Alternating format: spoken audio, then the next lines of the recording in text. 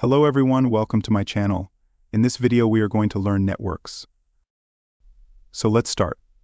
At first, let's see our today's content. Today our contents are network, distributed processing, network criteria, physical structures. Let's start with networks. At first, what is network? A network is a set of devices that connected by communication. Links. A node can be a computer, printer, or any other device capable of sending and/or receiving data generated by other nodes on the network. Next is distributed processing. Most networks use distributed processing, in which a task is divided among multiple computers. That means instead of one single large machine being responsible for all aspects of a process, separate computers handle a subset. Now we will talk about network criteria. A network must be able to meet a certain number of criteria. The most important of these are performance, reliability, and security. Let's elaborate these three network criteria. First is performance. Performance can be measured in many ways, including transit time and response time. Where transit time is the amount of time required for a message to travel from one device to another, and response time is the elapsed time between an inquiry and a response. Performance is often evaluated by two networking metrics. They are throughput and delay. So what is throughput and delay? Throughput refers to the amount of data transferred successfully between 2 points in a network within a given period of time. It measures the rate at which data is transmitted.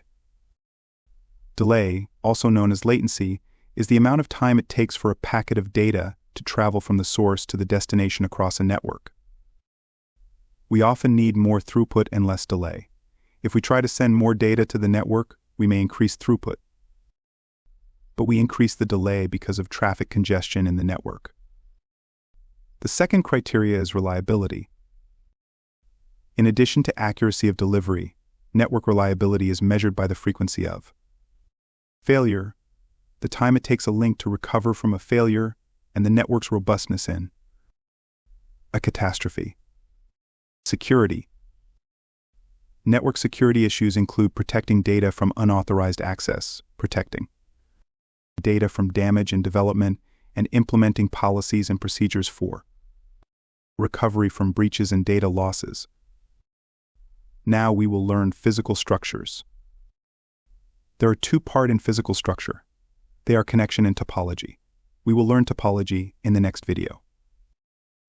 There are two types of connection, and they are point-to-point and multi-point. A point-to-point connection provides a dedicated link between two devices.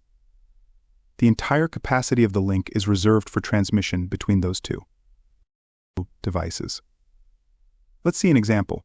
When you change television channels by remote control, you are establishing a point-to-point connection between the remote and the television's control system.